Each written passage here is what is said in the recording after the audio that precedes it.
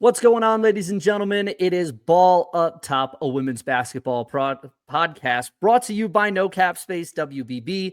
I'm Andrew in the host seat, stumbling over my words, setting the wrong recording before we even start. I wanted to give you, Tyler DeLuca, an opportunity to get in the analyst chair because you do so much hosting for us, and I am already selling the clip 30 seconds into the show. Welcome, folks. Glad to have you on. Welcome. I need a pep talk early. You know who is a group that never has any problems at all, whether it be the incredible styles that they put out or the ease of their shipping? Home field, Andrew. Our friends at Home Field. Yes, great partners of ours, all the way from us as basically a little garage outlet into the multimodal, multi-global media company that we have now become. You can find a collection of ours, the No Cap Space WBB collection, on Home Field, and it's got all of the women's basketball gear that they make and they create. It is summer school. It is the WNBA season, but it is never too late nor too early to get dripped out in your favorite college's gear. And that's what Home Field has. And our collection has it as well. So use code NOCAP15 to get your first Home Field purchase 15% off. Tyler, I feel like I am delivering a solid C+ effort here in my hosting start. How are we doing? Passing is passing, baby. Passing is passing. Look, all I know is I'm willing to bet your favorite WNBA player went to college. Something to think about. Code NOCAP15. And this is why I need you in this chair and not vice versa. I can't even segue properly. So to that point, we shall segue into the ball itself, because it has been a wild, wild week. You and Shawnee were over at Overtime Select inspecting the next generation of great women's basketball stars. And while you were doing that, the Minnesota Lynx and the New York Liberty just kept winning games. And I wrote about it in 5 Out this week, and I wanted to get your thoughts as we kind of jump off, because I feel like for a league, a sports league, this is the best situation in terms of talking about the sport. You have 2 teams at the top and then a host of parity and interesting players and interesting storylines underneath. So you're not doing these 2 teams are going to be in the finals. We'll see you in September, October. Instead, there's plenty of stuff kind of around it in the periphery to discuss, whether it's Caitlin Clark or Angel Reese or the Atlanta Dream or the Seattle Storm or the Aces, what have you. But I'm curious, can anyone catch Minnesota and New York? Is it fair to say that this is probably going to be the finals matchup when we get to the fall? Yeah. No, I mean, I think that these 2 entered this season in a tier of their own, and then in different ways, they both have looked better. Especially New York, like New York adding Natasha Cloud. I still just cannot believe that was like someone should have vetoed. Kathy, do something. I don't know. It's ridiculous that again you lose Benijah for New York, and that's mad. That can't be overstated. And I know me and Shawnee have talked about this a couple times on here, where it's like, did New York get better? And I had always felt like yes, just because of if you could build a point guard from scratch to put next to Sabrina, it's probably Natasha Cloud. Being able to spread the ball around, play defense, have the energy, hit shots when necessary, but isn't a shot demander by any means. That is the perfect point guard to get Sabrina off the ball.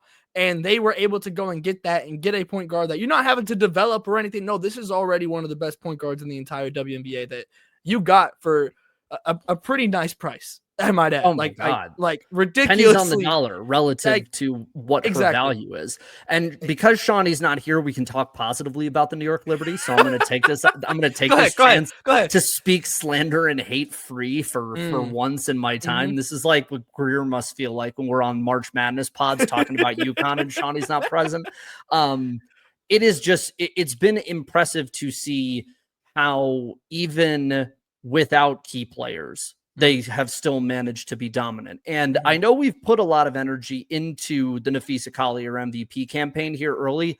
I still feel like Jonquel Jones in the first month of the season has really put up a pretty good case to be in the mix. The numbers aren't going to really stand out to you, especially, the injury that she picked up against Washington this past Yeah. week. And she's still, kind of a game time decision for that. But I mean, what, 6 of her first 7 games were double doubles, like Yeah. No, 26 she's and been 12 really against the Fever, 17 and 10 and 6 to open up against the Aces. Like, she's been phenomenal. But Yeah. Minnesota, I want to touch on specifically Yeah. because I said it in the Oh, I read in it. 5-out, malicious competence. Like, Yeah. they just don't mess up. And Mhm. we need to figure out a way as media to do this properly. Because I Mhm. have made this mistake in the past with South Carolina. Like, Mhm. 2 years back, I'm talking about, much to the chagrin of Gamecock fans, this idea that South Carolina is great. And because of that, they're so good, you're not tuning in for a beatdown when you know that the result more or less is preordained. Mhm. And the argument at the time was like, you got to find ways to, watch. Like, you have to Yeah. find ways to make it interesting for yourself. And my thing was like, well, that's not really my job as like a Mhm. consumer to do that, right? But as a media guy, we do set the agenda. And Yeah. for Minnesota, I think the difference between them and South Carolina in this respect is you do have a dominant superstar that's putting up Yeah. significant numbers. But I wouldn't say Nafisa Collier has like a wow factor as a player that Mhm. manages to break containment to your casual sports fan. She's just really good. It's Tim Yeah. Duncan energy. Like, Mhm. that to me is what I love about this Lynx team so much, is that they're deep, they're good, they're dominant. They feel a little bit like your Oklahoma City Thunder this year, honestly. Hello. Like I Fee read and the that in Shea 5-out. role. Man, man, I started clapping as I was reading 5-out. I was getting hyped. I was like, man, I'm in such finals mode right now. But no, I think you're absolutely right. Like, it is such like the ability to just kind of keep going Mhm. for the rest of the team, right? Like, it's like no matter what happens, like I never feel like the Minnesota Lynx are unstable. And Yes. a lot of that has to do with the fact that you have such a stable star, which I think is a great comp between what SGA has been able to do this season and what Fee is doing. Very different players in different positions and Yes. whatnot, but just from a pure of like what your foundation is and knowing what you're going to get on a nightly basis and knowing how much you're going to get across the box score, especially with Fee. Like, it cannot be understated just how much impact Nafisa can have on a game. Like, even like I remember there was the game earlier this season against Phoenix where she doesn't score very well in the first half, but then has like 5 steals in the first quarter. Like Mhm. that, like one player should not be able to do all that and have such clear and obvious impact and fingerprints on so many parts of the game in the way that Nafisa Collier does. And she continues to do it on a nightly basis. And again, I completely agree where it's like, it doesn't feel like this is obviously, without a doubt, superstar play. We're on the Mhm. brink of best in the world play right now. Like, those are the Yeah. conversations that we're having when it comes to Nafisa Collier. But when it comes to the stardom and like the idea of like from the public opinion, I feel like the must-see-ness of what Nafisa is, it is very Tim Duncan-esque where she just kind of gets it done. Like, she does her work and goes home, you know? Yeah. And like, and not to say that there's not personality there, because I think Fee actually has a pretty underrated personality.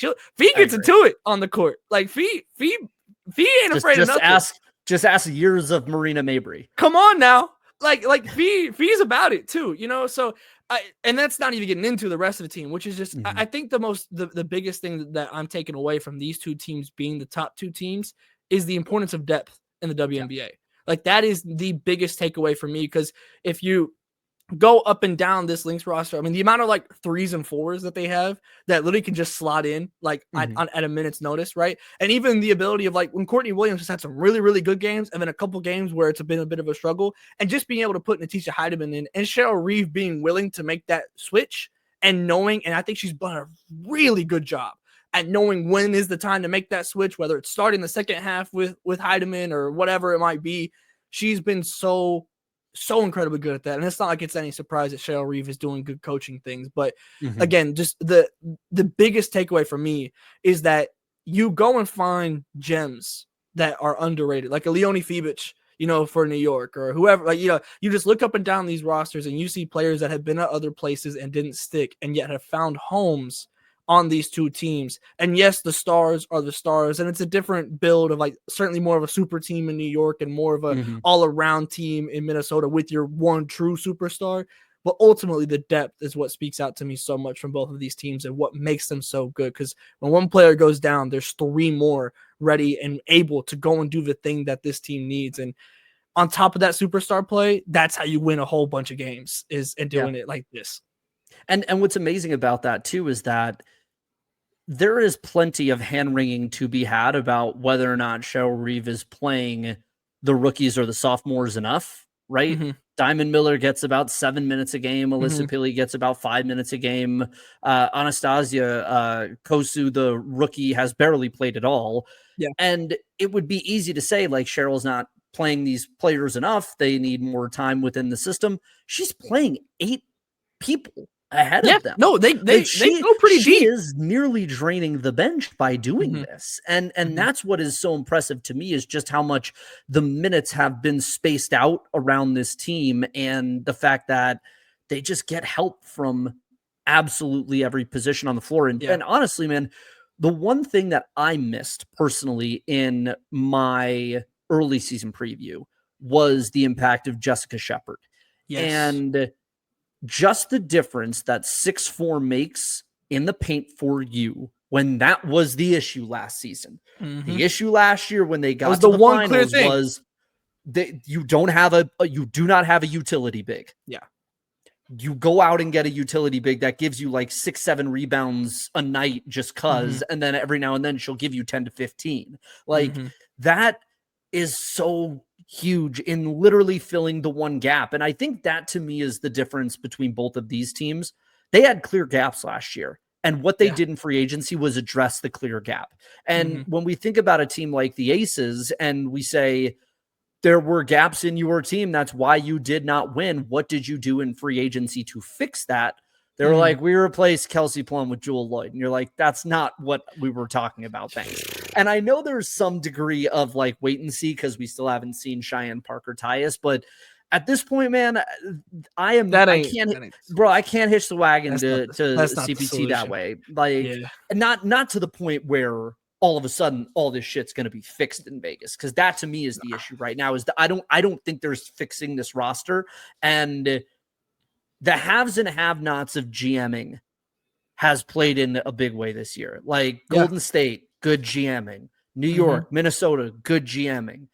LA, it still remains to be seen. Dallas, bad GMing. Chicago, risky GMing and getting completely bit on the risk. All these win now moves. Low key, like Connecticut, kind of decent GMing. Kind of decent GMing. When you look Phoenix, at really Rivers, good GMing. Phoenix, really good GMing. Like it just feels like we got a really good show of who the best talent evaluators are in the league in Minnesota and New York. That's the vision right there. And what's cool about where we are in the W is we're not market focused just yet, right? Like it's great that the Liberty are involved in this, but we have clearly seen that the WNBA is a league more driven by its stars regardless of market, which is an NBA thing, but also there isn't this downing of the product yet where it's like, well, you know, who gives a shit if Minnesota's good because no one's going to watch in Minnesota. That like the league is still growing to a point where Minnesota and New York is a legitimate series to have. And also Minnesota's got enough background as an organization, enough championships behind them, mind you, that like, you could make the argument that it's a smaller market, but the prestige of the team still exists. And that's what makes this all so good. Like it's really easy to package what we've gotten a month into the year. And I don't know about you. I just feel very optimistic about how much we have to talk about at this juncture and how clean and clear all of it seems to be.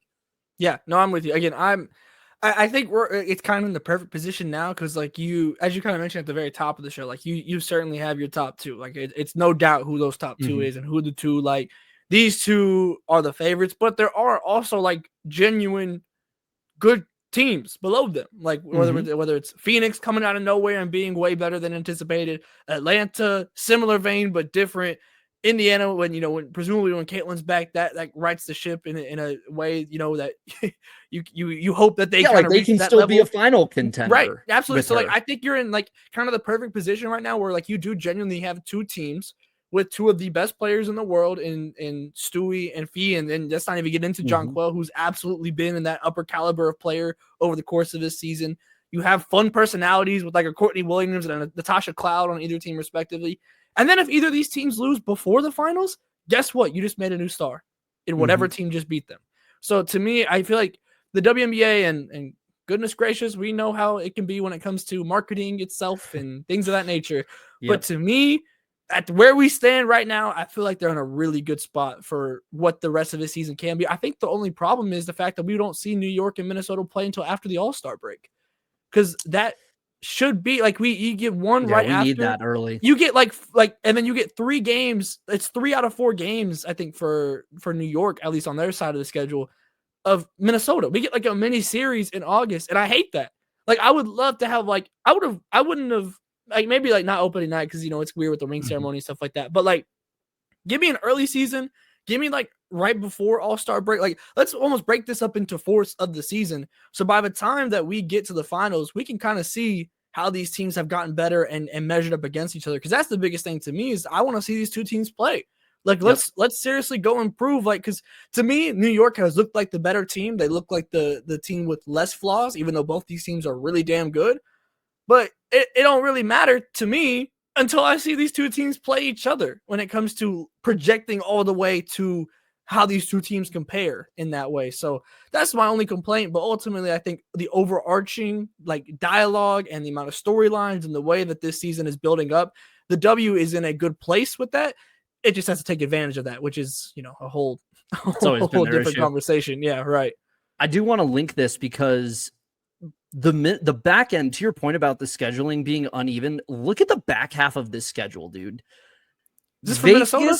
This is from Minnesota. Yeah. Vegas, Atlanta, New York, Vegas, Seattle, Washington, New York 3 straight times. Oh, there's Atlanta, 3 in a row. Goodness. Indiana back to back, Seattle, Connecticut, Dallas, fine. Las Vegas, Golden State, Indiana, Golden State. Like, there's a huge amount of like serious matchups for Minnesota to jam into a month. And this is, brutal. I think, something that, I understand the product is the product, right? And we all know not what the product is. We all know who the product is. Like, we're not going to be stupid up here and ignore the fact that there is a player in Indiana that's driving a ton of this interest. And thus you put 41 of 44 games on the schedule that are national TV games for her. Yeah. That's good business. That's the way to help grow your league and take advantage. 3 of those 44 though, one of them in the early year feels like it could have been Minnesota, New York.